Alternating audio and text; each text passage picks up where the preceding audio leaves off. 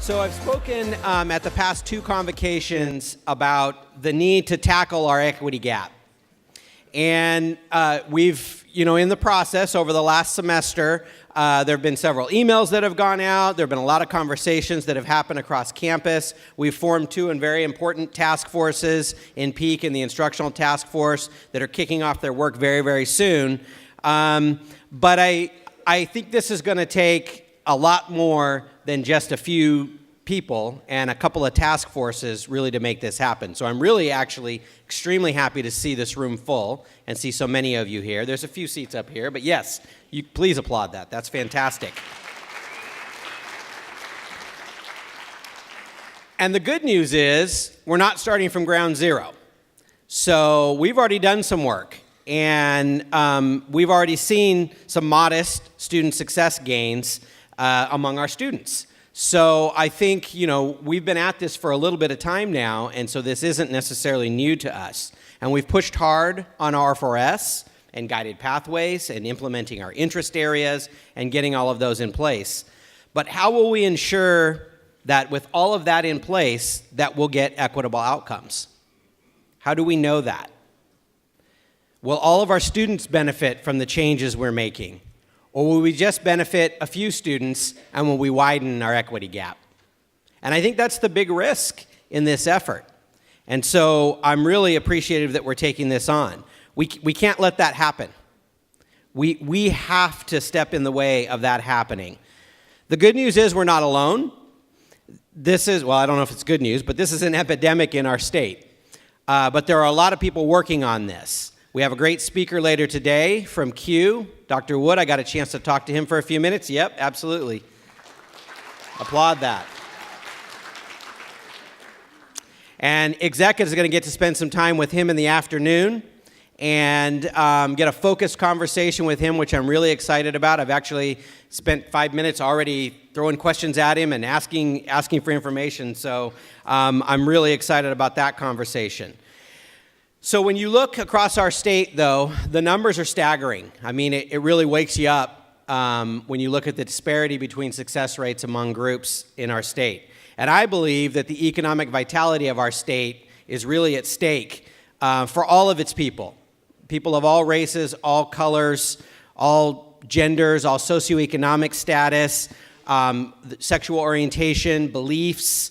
It's our way of life is really at stake here because we can't afford to have groups of individuals in our state be left behind, not be given the tools they need to succeed and participate in our economy and in our state. So I think this is the reason why our past two governors, why our legislature, why our chancellor, why our board of governors have all made this their top priority. All of our policy decisions now in regards to community colleges are focused on this issue, are focused on our student success issue and solving our equity gap. So when I talk about and say we're not alone in this, we're not. We've got lots of minds working on this issue and trying to figure out how to solve this. And now is the time for us to take action. Now is the time for us to do something about this. So today we're here for an oriented, kind of solution-oriented conversation. We know there's no magic bullet. We know it's not going to be easy, but we've got to figure out how to solve the problem that our students face, or the problems that our students face. And what we really need is for all of you to engage and to be the change agents that we need for our students. You all have experience. You see them on a daily basis. You talk to them. We need you to share those experiences. You probably know a lot more about this than you've actually even thought about yourselves. And you probably have a lot more to give in this area than you've actually even thought about. Maybe you have thought about it. Maybe that's why you're here today. And it's probably true. But what tools can you bring to the table? What ideas do you have? What thoughts do you have? What training do you need? This has to be an open conversation. We can't be afraid to talk about the things that we're worried about, that we're afraid of, and we have to be willing to have those conversations. I know I am, and it's only through that kind of reflection, I think, that we can truly serve our students and really serve the entire student and all of our students. We need to own this and do this as Sierra College, and I know we will. I'm very excited about, as I've said several times, about the work that we're about to do and the work that we're already doing. And so I know we're going to accomplish this. We're being recognized as a leader in the state in the implementation of guided pathways and the work that we're doing, and I think we are also going to be recognized across the state in our equity work too. So thank you very much. Have a wonderful day. Really appreciate it.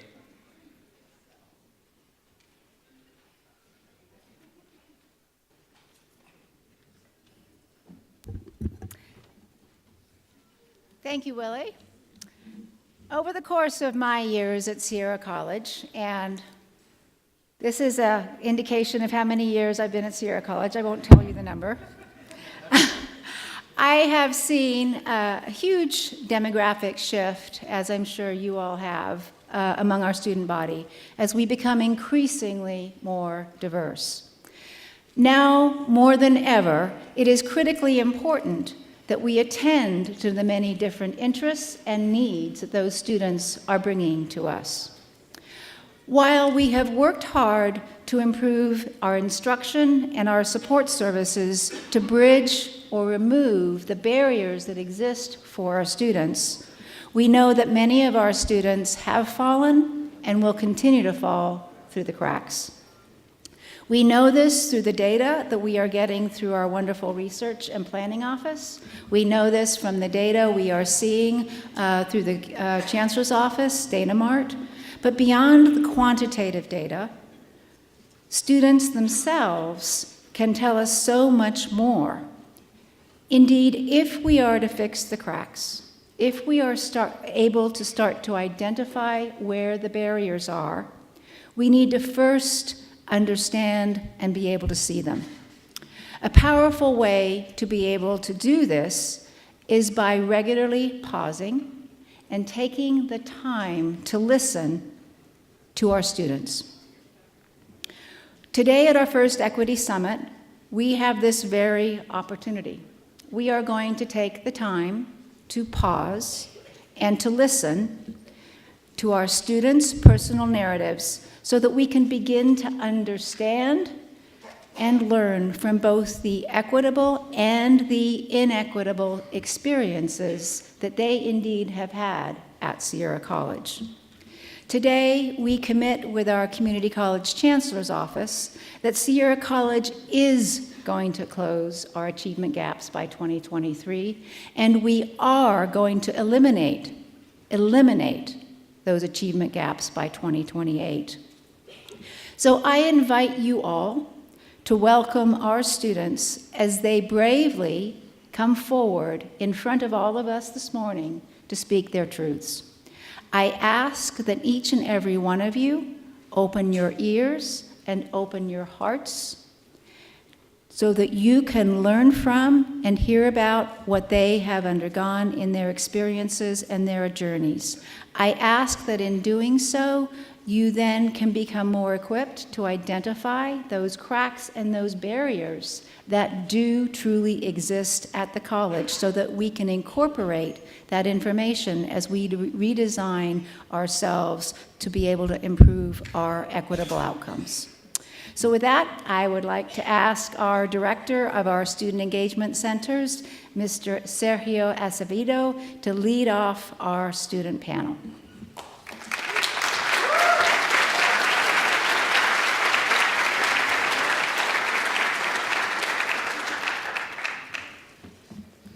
Buenos días.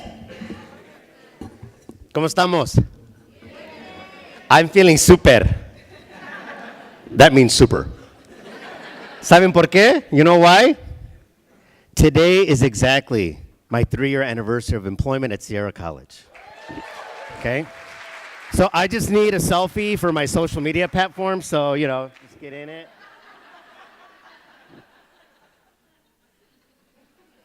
All right. Muchas gracias, Mandy, for your remarks. So again, my name is Sergio Acevedo. I'm the director of the Student Engagement Centers, which is namely our Cross-Cultural Center, Pride Center, Women and Gender Resource Center. And I have a big question for you all. So this is participatory. So You're going to be asked to raise your hand if you're able. You know, it can be any or limb, anything you want, okay? How many of you like making big decisions with bad information? Let me see. Okay, we got one, the two, kind of a, yeah, right? Like nobody wants to make a big decision with bad information, okay? So seeing that, I think the two that were up were more like joking, haha, LOL, right? I will assume that all of us want good information to base decisions on, not inaccurate or limited information. In fact, the more info you got, the better decisions you make. Or at least you'll be at peace knowing you made an informed decision. As Sierra College pushes forward to close, then eliminate equity gaps amongst disparately impacted populations, we must inform ourselves with the truth. At times, the truth is hard to take. Yet I invite you to consider that it is harder to give the truth than it is to take it, especially if you're from a vulnerable or from a positionally powerless dynamic with others. Ain't that the truth? Okay, can I get some snaps? Like, are you feeling it? Okay. Let's allow for snaps. This is, another way of affirming, right? Assuring, okay? So, thanks to our 17 nominators, we received 32 nominations. And from that pool, we selected student panelists whose coursework and at times their majors speak to experiences across our 9 academic interest areas, including the one all studies, secret interest area. Okay? All right. So where was I? Okay, so I'm nervous. It's all right. All of us are. My voice is shaking. I'm going to get to that in a second, okay? Okay, so then from that pool, we selected student panelists whose coursework and at times majors allowed them to inform, this is to inform you all as faculty as well as other career staff on the equitable and inequitable practices that they either observed or experienced while at Sierra College, okay? So after last week's 2-hour rehearsal, right, compensated with complimentary Chipotle, remember that? That was good, huh? Hella good, okay? Let alone the 10 days after our rehearsal, our student panelists are ready. We ready. Remember that point? Ready. There you go. Okay? They're ready. And as they say in Hawaii, they're ready to talk story by sharing their personal narratives both in and outside of our classrooms.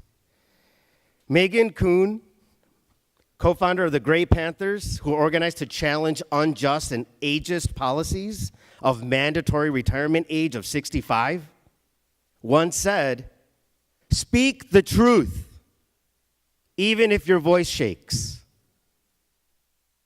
As our student panelists become our storytellers, may they model with us, not for us,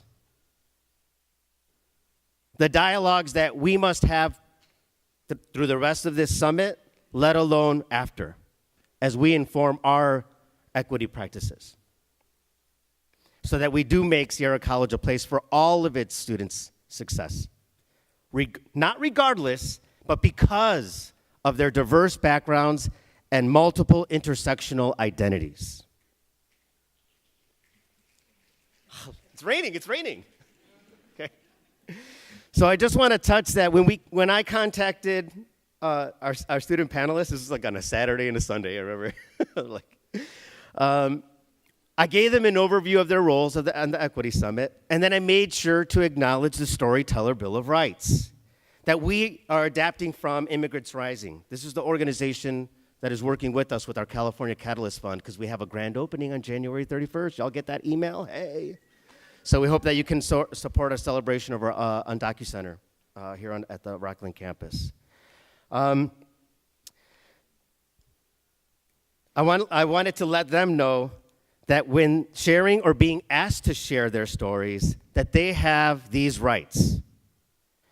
They have the right to ask who the audience is, how the story will be used, and the purpose of having their story told. They have the right to be recognized and identified as they choose. They have the right to share any and all aspects of their story. And we are here to protect your rights, y'all, as you come up here. By doing so, we maintain the storytelling principles of trust that include that we promise to encourage and promote a wide spectrum of experiences and stories, that we promise to frame stories from a position of strength, not victimization, that we promise to provide ample support before, during, and after the story sharing process. So without further ado, I invite my esteemed colleague, Alicia Crockett, to come up and step to the podium to introduce you all to our brave and beloved student panelists.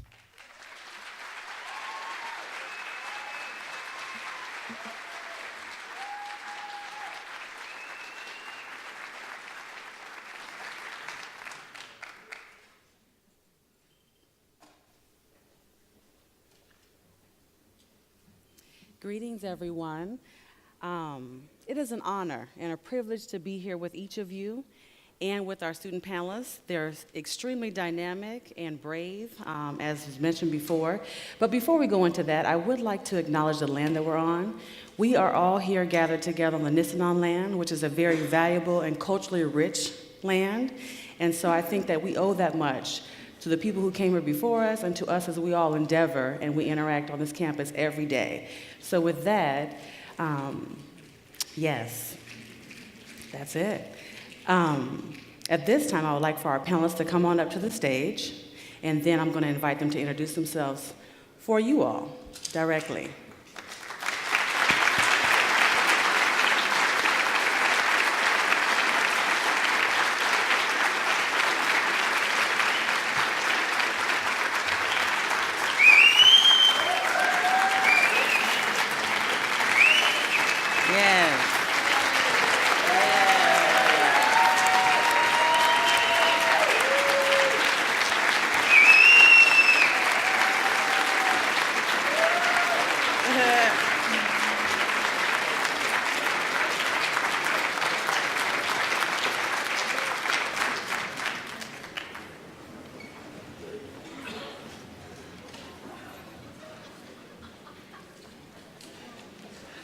All right, as they get settled in, everybody ready?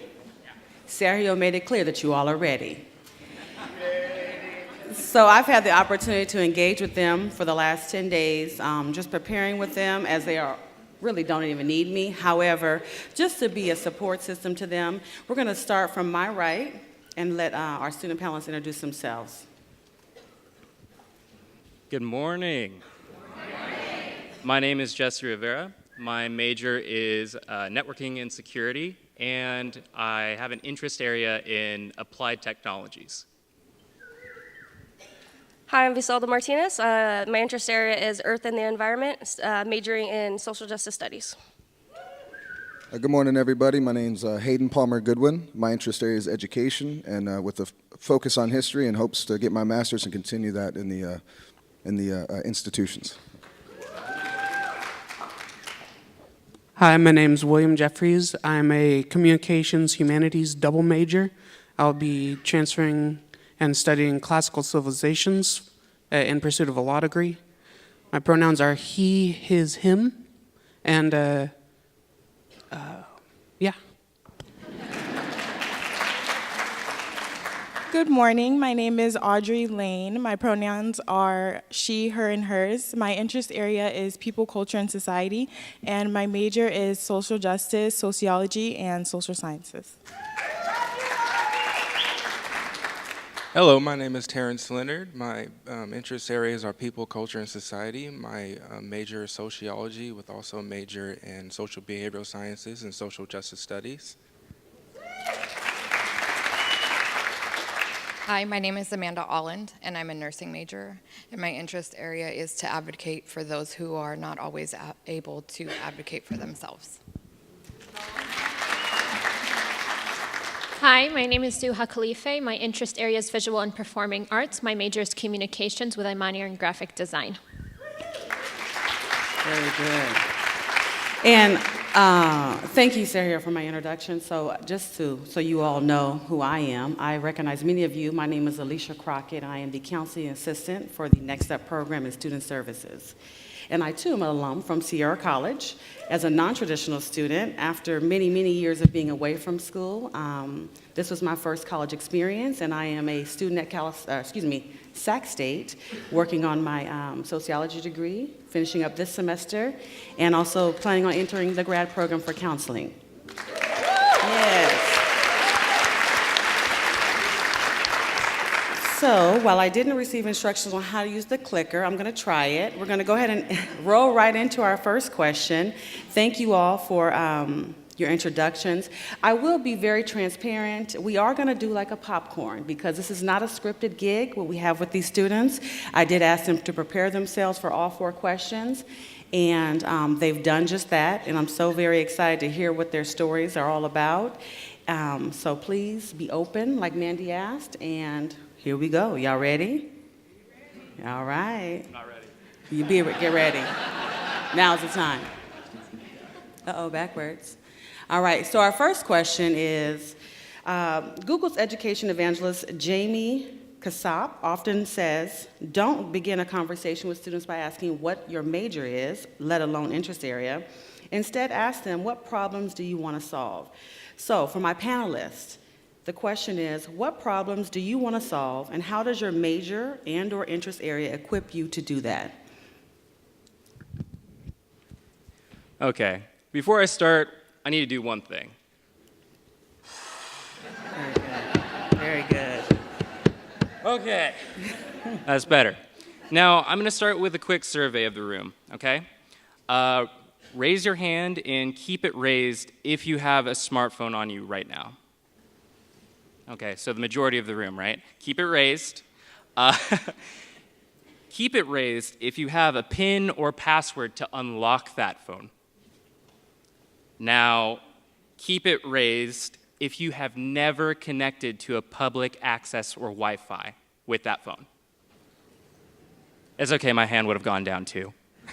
But the point of that being is we have these marvels of technology that are quick and efficient, but security seems to be somewhat of an afterthought when it comes into the production of these products.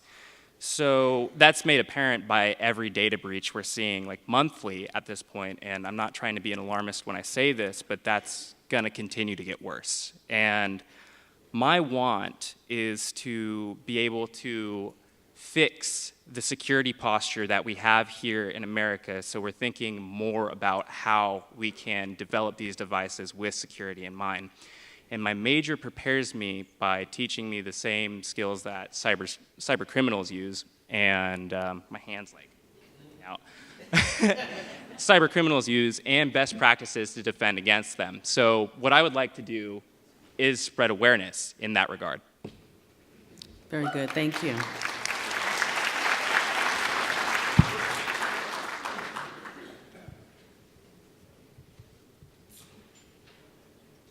Go ahead, Hayden.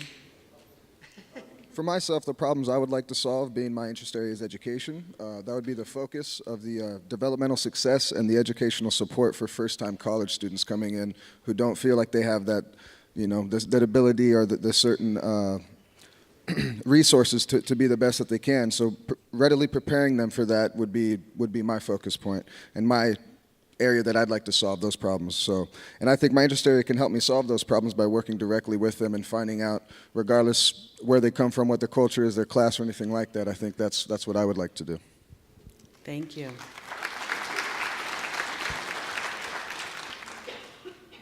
So one of the things that I would want to do is bring awareness to some of the implicit biases that exist within education. I feel like not only do I want to get my degree, but I also want the students who come here after me to have a better experience than what I had. My major is social justice, so in itself, it's speaking about equal access and equal opportunity for all people, and I just ultimately want to strive to achieve attitudes and behavior that are both equitable and inclusive. Oh, yeah. Very good. Thank you. My name's Terrence Leonard. Some of the major key issues that I would like to address with my major in sociology is poverty, rampant capitalism, racial inequality, gender and sex inequality in particular, just to start, because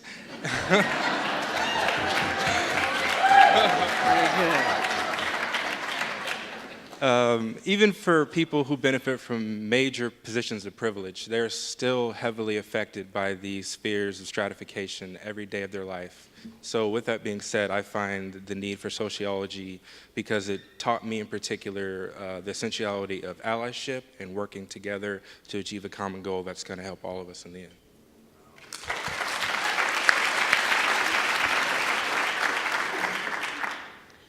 As a child and a growing teenager, I was always told that when I speak with emotion and authority. And I'm 18 years old now, and I still do, well, according to my communications professor.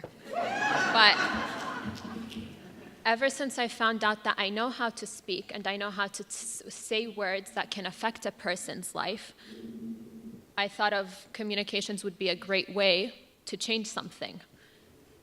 And that's what I wanted to do. I've seen people be hurt by racial inequity. I've seen people not treated correctly, and I want to change that. And I want to teach people that using your words is the strongest way to change something.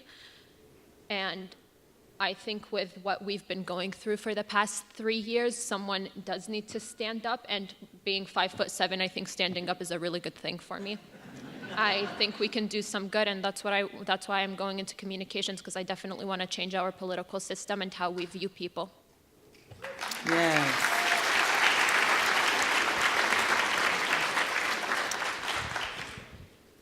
Thank you. Would anybody else like to answer question 1? Yeah. All right, William. So I'd like to take a poll too. I can't see you, so you'll have to snap, okay? Who likes to be in an environment that feels aggressive or hostile? Exactly. So I feel like getting a education, humanities, and communication can help me make a conducive environment for both myself and my peers through humor, laughter, compassion, and empathy. Excellent. All right, so we're going to move on to question number 2. So with my panelists, along your journey here at Sierra College, what equitable practices have you experienced or observed in or outside of the classroom that has helped you to advance, and to achieve your personal and academic goals? Okay, so in the classroom, I've been lucky enough to have amazing professors who are unbiased, who searched the room really for questioning and didn't seem to have any ulterior motive on why they would choose you. However, something that I struggled with a lot, and it's kind of hard for me because being low income and trying to keep a roof over my head and pay utilities, I oftentimes forgoed eating. I would have 12-hour days on campus where I'd be going from class to class and going to work in the tutoring center, and I just wouldn't have the energy.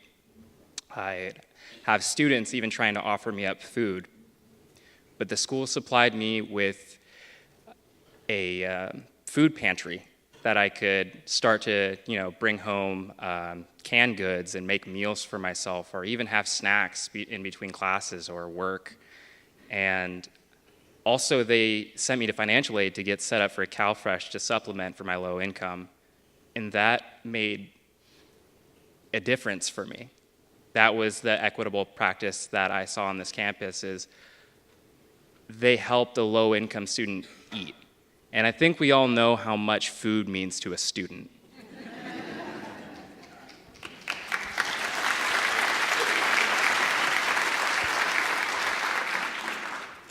All right, so an equitable practice that I have experienced here at Sierra is being able to work like alongside like doctors and people of higher education and higher leadership status than I'm used to. In my job outside of here, I'm kind of used to like serving those people, but here I can a doctor will be like, oh, what do you think? And I'm just like, me? So I think that's been, and they genuinely care to, my experience and what I'm going to say. So that has been amazing. And not only just working with them, it's like people that look like me. So people of color, queer people, and that I see them and they're in these positions and I'm like, hey, I could do that too.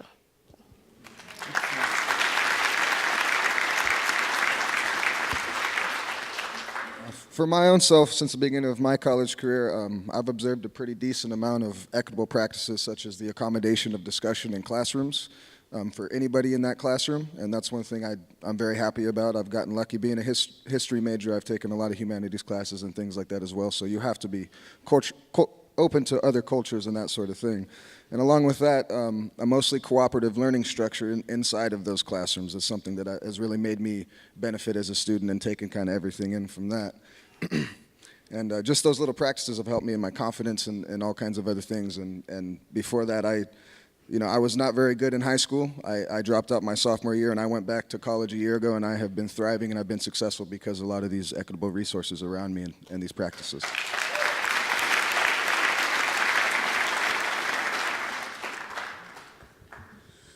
One of the most equitable things I've seen on this campus in all aspects, staff, students, teachers, a peaceful environment, an environment that provides the materials for the students to learn, and then the students themselves reiterating that positivity and making it an environment that everybody has equal chance to talk to the teacher, to get the materials they need.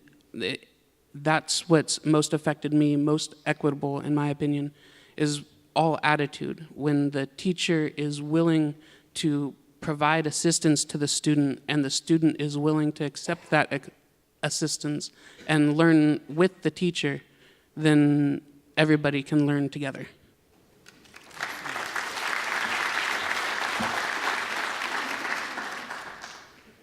So one of the most equitable practices that I've experienced at Sierra is the Emoji program. I actually, yes, woo.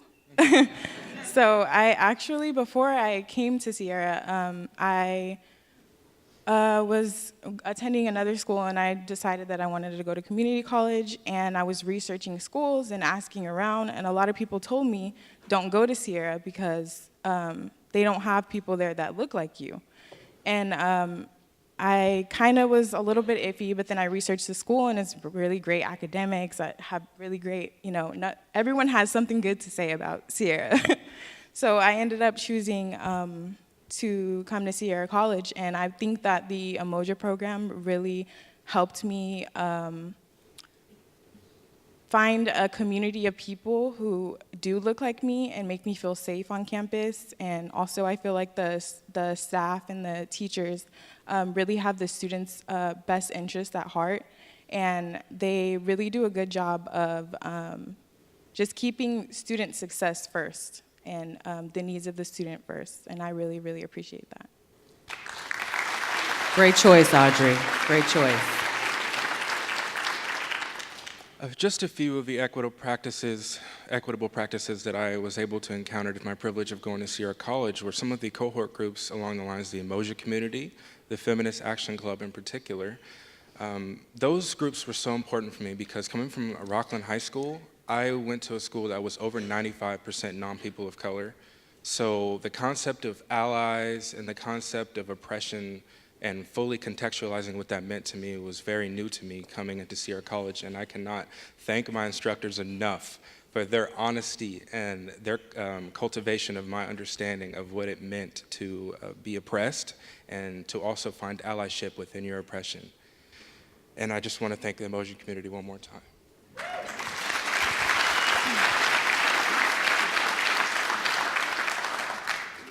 I came back to Sierra College as a reentry student and also a single mother. I definitely had a lot of obstacles and challenges when I first came back. And once I hit my biology classes, I discovered that I was having a little bit more trouble than usual. With the help of the DSPS office, I was able to get some testing done throughout the semester, and it turned out that I was dyslexic. So with that opportunity, then I was able to get myself onto the right track on how to learn, and specifically for my learning style.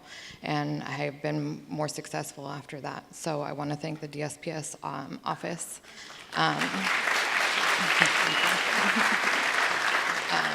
I would also like to point out that I went to American River College right out of high school and was unsuccessful there due to other challenges. But I chose Sierra when coming back to school because coming onto the campus, you can really feel how much everyone cares. And that's ultimately what led me to choose Sierra. So thank you.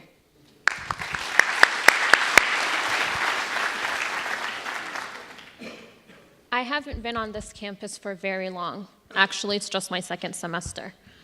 But I've known what it's like to have an idea that you want it to happen, come to life, be shut down by someone. So when I was given the chance to talk about where I come from, where I get my culture and my history, I took it. My communications professor gave me the chance to use my creativity and my voice to show people what it's like to be living in a country that has been on an ongoing war for 70 years. How families have lost children under the age of 12 constantly for the last 70 years, and how homes get bombed day to day when people have to lose their families and their loved ones. So when my communications professor gave me the freedom to talk about whatever I wanted and to do whatever I wanted, I took that chance and talked about Palestine, my home, my country. Of course, I was born and raised in Chicago, but that's always the place that I'm going to return to. So I wanted to thank Tara Franks for giving me the first chance to be who I am and what was expected of me. So thank you, Tara Franks, for making my first year at Sierra College one of the best ones I'll ever remember.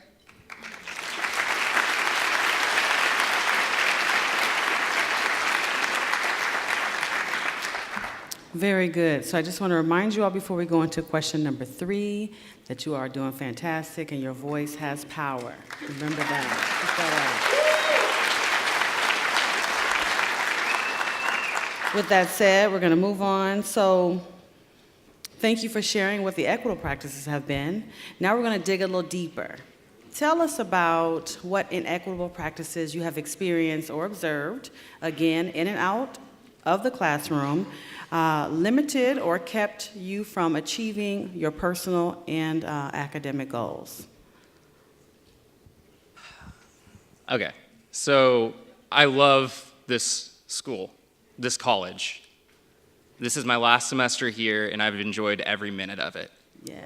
I'll be out with an AS by the end of this semester, but there's one instance in particular that really just caught me off guard. About a year ago, I got to campus, and as I was walking around, our hallowed halls, all I saw were images of grotesque caricatures that depicted just hate, like visceral hate. And they were everywhere. They were on the bulletin boards out in front of this very theater. They were on stop signs. I'm sure some of you have probably already heard about this. But the question that rose to my mind was, why isn't anybody doing anything? Everybody just continued to pass them, professors, students alike. It took a moment of my time to rip off one of them and bring them to the president's office, and then 10 minutes later, I saw people come and continue to, take them down. But the one inequity in all of this is that we proclaim that we are very strong in our community here, but if we see something and we don't act on it, then we're liars.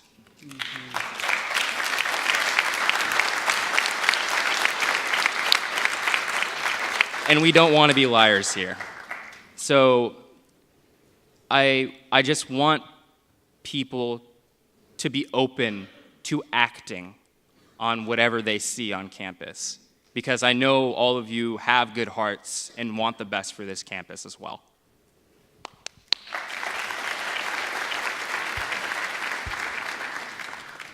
All right, so for me, a practice that I've seen that's not been very equitable is as a returning or reentry student. I haven't found a whole lot of resources that apply to me, like boxes that I can check. We have these really amazing programs, especially for first-time students, like Promise, like Rise. We have all these really great programs, but if I can't check the box that I'm a brand new student, none of these resources apply to me.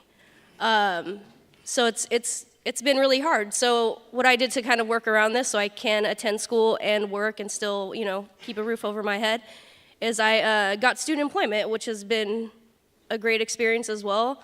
And let's be honest, it's cheap labor. So I think there's a lot that can get done with that. And like Jesse said, this has been a great school. It's been really good to me, but we can do better.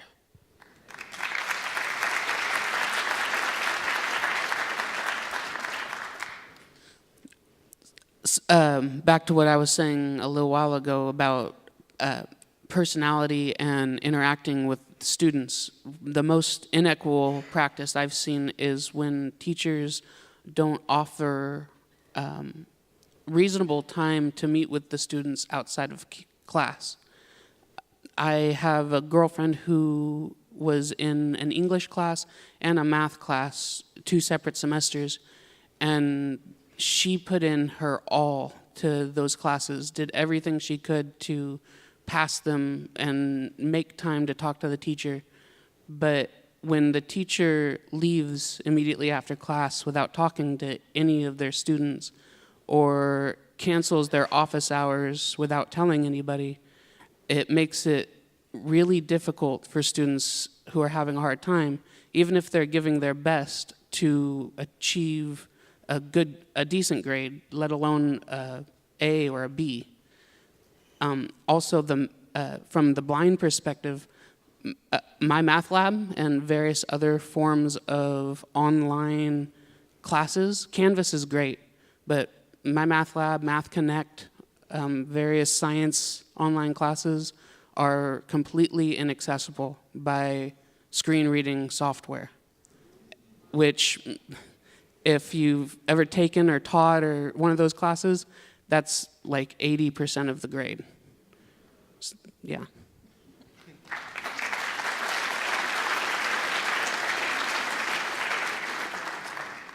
So one of the inequitable practices that I've experienced at Sierra College is feeling as though some of the faculty and staff treat students more like children rather than adults.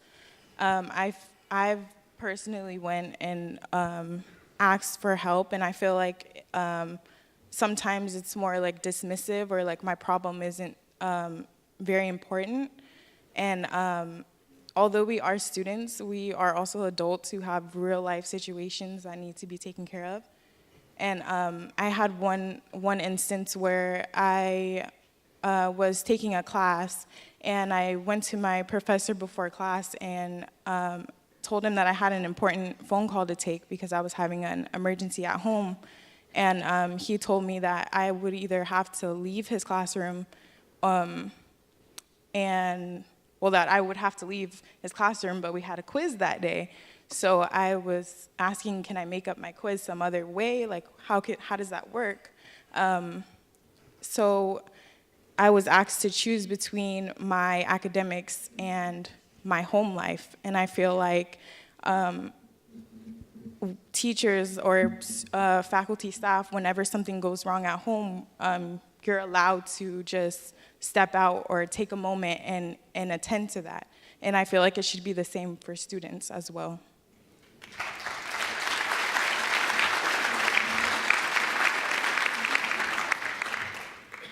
Okay, I just want to start this off by saying that hopefully everyone understands, but just a reminder that black men cry and men in general have emotions.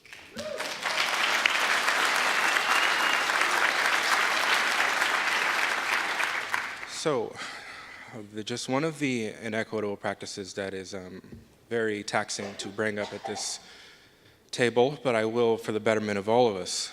Last semester, I experienced a hate crime that involved a noose being hung up in my workplace, separate from Sierra College. And when I came to speak to my instructors, they, as expected, were very sympathetic and empathetic with me, but they understood the limitations as instructors, so they appointed me to a counselor. And this counselor admitted up front that they were not trained to speak to me about the trauma that I experienced. So I asked, is there anyone else that maybe is perhaps trained to deal with trauma? And they said, no, everyone else is in a meeting. So because I was in so much pain, I just said, hey, this is better than nothing. So I spoke to them, and my entire experience was trivialized as not being able to pull myself up by my bootstraps.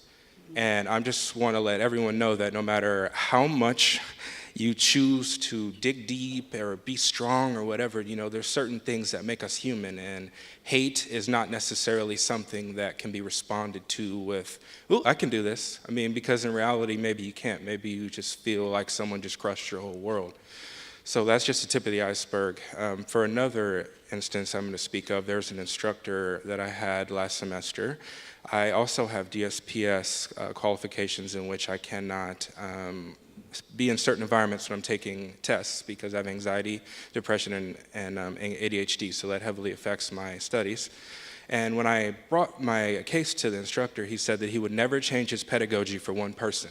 Little did he understand that I am not one person. I speak for millions of people who are voiceless. So we need that to change.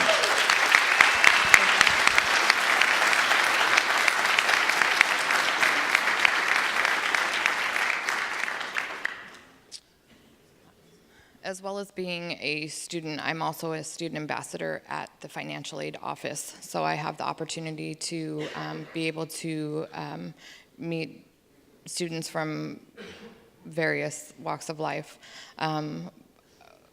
Among some of their challenges, I've had the same challenge, and one of the biggest things for me coming back was childcare. I believe not having childcare on campus, and I just had a student last week who asked if we had a lactation room where she could go while she was here. And as to my knowledge, I don't believe we have a specific area. Where is it? Where is it? D building. Okay. Okay. So that was my challenge when I started. The other challenge is financial aid. As being a nursing major, I have a high unit requirement that I have to fulfill. So with financial aid and being on a max unit appeal, it affects me being a single parent, because if I am not successful in the classes that are being taken for the max unit, if I have to withdraw or if there's an unforeseen circumstance, I'm not able to receive financial aid again for those classes. So that also puts hardships on those who rely on paying bills with funding. So that also can implement people not coming back. So those are two that have affected me the most here at Sierra, and where I would like to see changes.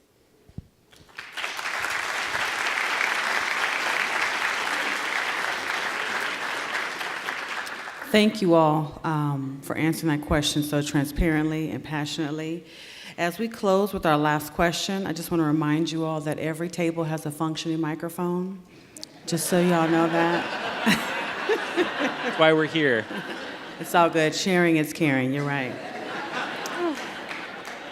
So, lastly, as Sierra College engages in equity conversations and dialogue and practices to reduce the equity gaps by 40% within the next 5 years and eliminating them within the next 10 years, as students and scholars, what are your recommendations in or outside the classroom to improve how we as faculty and staff serve our students in identity-conscious ways that support your whole selves along your journey? And I would like for everyone to answer this question, please. Fair enough. Honestly, there's something that I've been thinking about as far as the clubs that we have here on campus, because we have a ton of great clubs. We have this system, however, that we try and prioritize one club as the best club, and obviously competition is supposed to be friendly and it's supposed to engage everybody to do the activities for their individual club.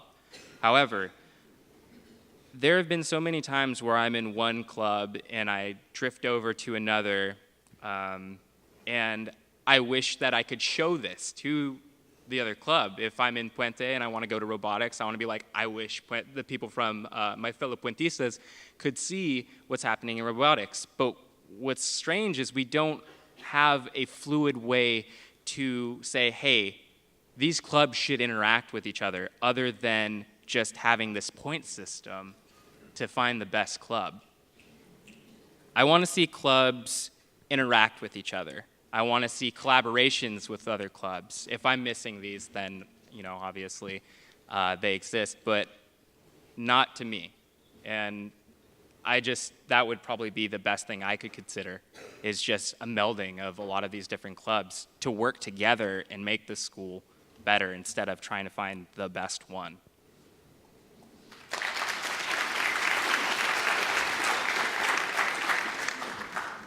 So for me, I think opening up access to different programs, different resources that could help students, we're students like myself, selfish, I know, but we're missing a large population of returning and reentry students by limiting access. Also in that same kind of breath, with speaking again about student employment and things like that, pay us to be here and do things like this. I think some of you all are getting paid, if that's not a mistake. So Chipotle, it was great. I really appreciated it. I have an hourly wage as well. So, and all jokes aside, it's just true. To be able to do things like this, we need to be compensated as well.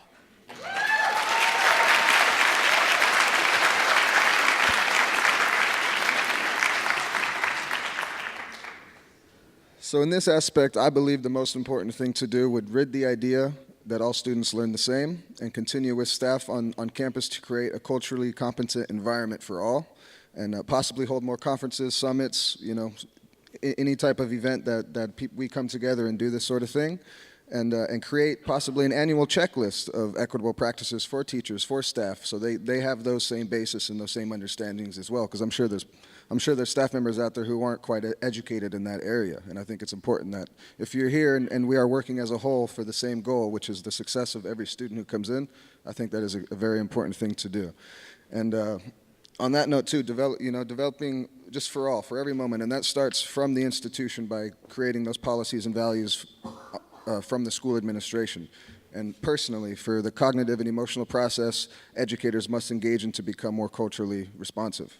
And then lastly, instructional, the materials, the strategies, and the activities that form the basis of the instruction. And that's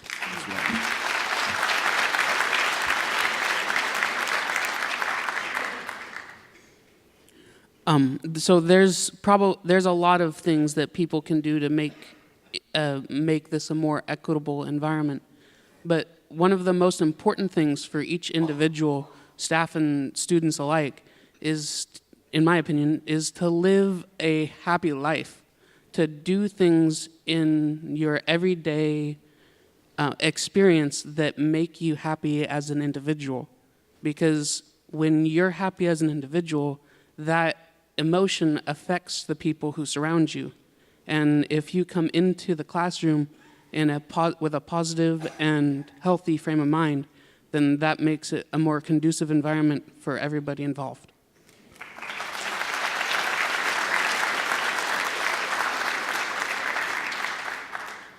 So I believe that one of the best ways to do this would be to recruit more students from different backgrounds, different ethnicities, different social classes, and all the other intersections.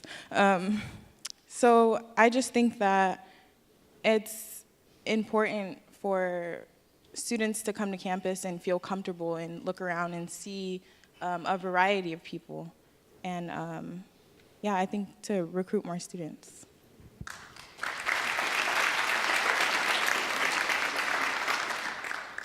Just a couple equitable practices that I feel are necessary to close these equity gaps would be the establishment of safe spaces for minoritized populations due to the necessities that all these populations have unique with them, you know. For women in particular, there should be safe spaces where they can talk about patriarchy. For women of color, they should be able to talk about, you know, patriarchy within their own homes, unique from that of non-people of color's homes, or, you know, safe spaces for people of color to be able to talk about situations that are unique to their own. I mean, it's not exclusive, it would be rather inclusive and kind of necessarily, in my opinion.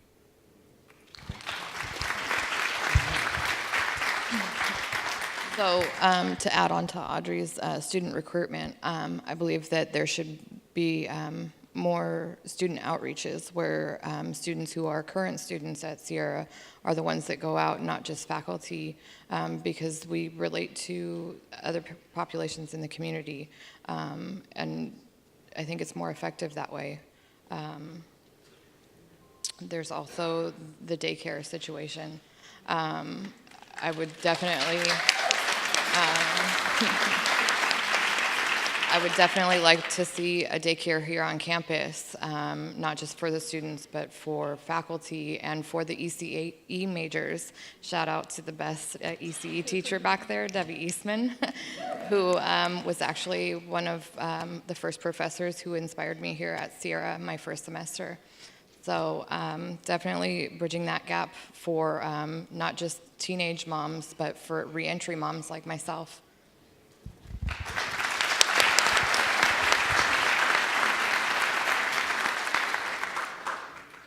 I've always believed that people change people.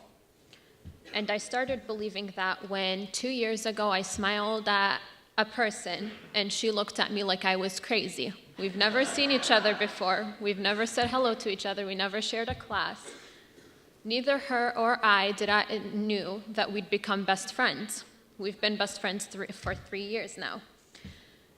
It took 1 hour on the same day that I said hello to her to convince her that I'm human. Of course, she grew up in, like, no disrespect, but she grew up in a redneck family, so she only had the Fox News point of view, and so on, so on. Now, neither her parents or her brother knew that she'd become best friends with a Palestinian Muslim female girl that just came out of a homeschooling program due to things that she went through in middle school. And that's what I keep doing day to day. I look up and say hello to every person that passes by me. Of course, that means like I have 100 contacts in my phone of people that I've only said hello to once. But you know what? They became friends, and friends become connections. And when you need those connections, they'll be there just because of that one hello. So I highly encourage you to keep your phone off of the ground, to keep your head out of the ground, to keep your head off of your phone and say hello, because it makes a big difference. Trust me, I know from experience.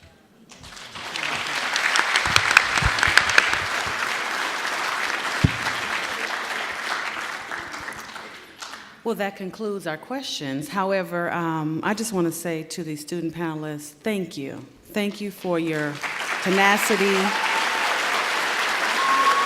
Yes. Yes.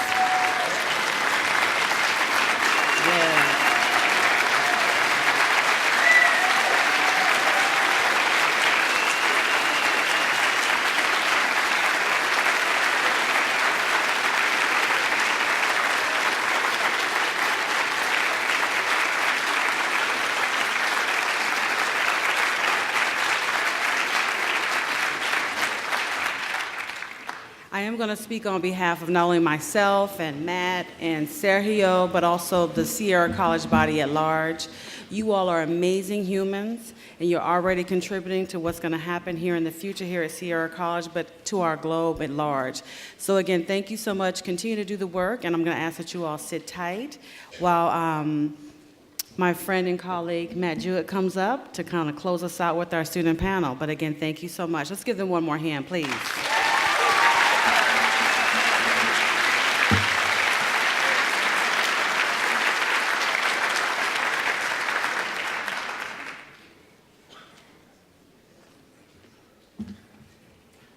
All right, let me get set up real quick. Like Sergio, I'm nervous. So I apologize if I read off my notes here, but I wanted to take a chance to, I introduce myself. I'm Matthew Jewett. I'm a faculty member in fire technology. But yeah, I want to take a moment to thank the staff and faculty that nominated our students and taken the time to do that. And I want to take a moment to say thank you to the panelists, again, who courageously shared their experiences and stories. I want to give them another huge round of applause to show our appreciation and admiration for them taking their time today.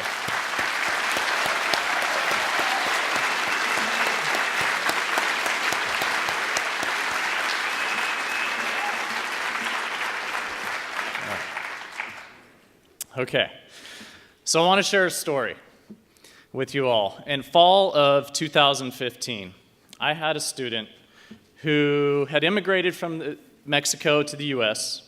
He was a first-generation college student and had a very challenging upbringing. He was bright, well, he is bright, eager to learn, yet was shy and reserved.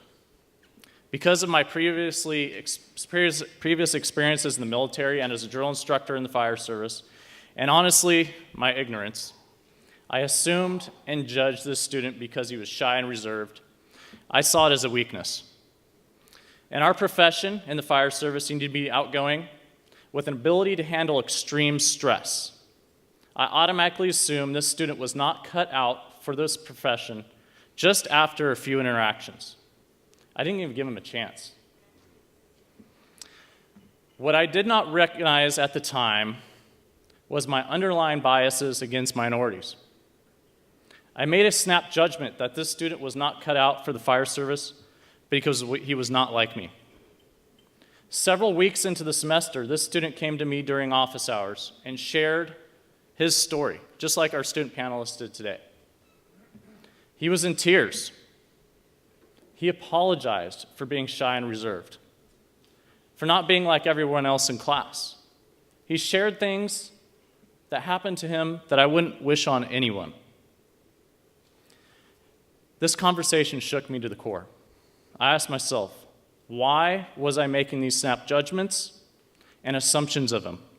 Should a student be apologizing to me about things he has no control over? The student and I worked together to come up with a plan to help him be successful. He then proceeded to ace all of my courses. He became the president of the Public Safety Club, an officer of the Associated Students of Sierra College, was our class battalion chief in the Fire Academy, was nominated by his peers, let me reiterate that, by his peers in the Fire Academy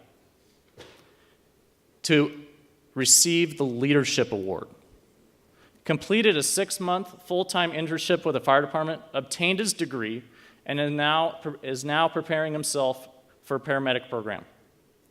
He was a model student for our program. He embodies everything that is good and right in the fire service. If this student didn't have the courage, just like the students today, to stand before me and stand up to me and share his experiences, would he have been successful? Did I create a barrier that could have prevented him from reaching his dream of becoming a firefighter?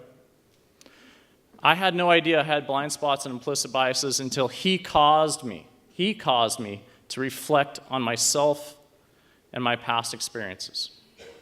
My growing awareness has become an awakening to all the intolerance and discrimination and the role that I unwittingly played by not recognizing how my privilege affects how I see the opportunities available to other people who do not share my privilege.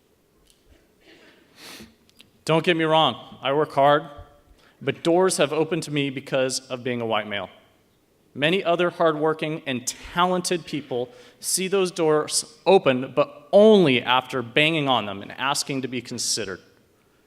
Or once given the opportunity, experience challenges not presented to others. I've become more tolerant, protective, and proactive. I question myself, my motives, and my biases. I try to put myself in the shoes of other people. My awareness of the disparity of treatment has continued to grow. Reflecting on my military service and entry into my profession as a firefighter, I recall witnessing firefighters who did not look like me were treated differently than me. African Americans, women, Asians, gay, lesbian, transgender are all currently suffering discrimination in spite of the law in the fire service, and I've seen it. This is where these students' short stories should cause us to question ourselves and our practices. Be honest. You're not reporting this to someone else. Is it an exercise for yourself? Then ask yourself, how does that bias affect how you see and treat others? Educate yourself as the current issue is creating this intolerant and discriminatory behavior. We as educators are on the front lines to affect change for the future of all of our disciplines. Who are the future leaders in our industries? Who are they? Our students. These are the future leaders of our disciplines and our world. We must model equity work and teach it to our students as they will be the ones who change the world. This is all of our responsibilities, and that responsibility starts with you and me. The center picture there, Edgar is my storyteller. Who are your storytellers? I want you to ask yourself, how do we as educators create an environment where students are comfortable enough to share their stories with us? Thank you.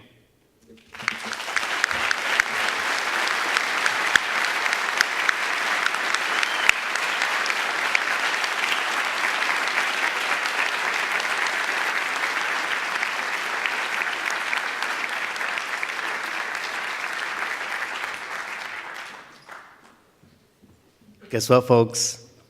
We done early. Just by a few minutes. So that means we get extra break time. So between 10 and so please just try to be back in your seats by 10:10. Let some of the information that just has been shared with you, some of this truth, the tea that you just got, how it's sitting with you right now, let it sit in these 10 minutes as we look forward to the next segment of today's Equity Summit. Another round of applause for our panelists. You can make your way off the stage.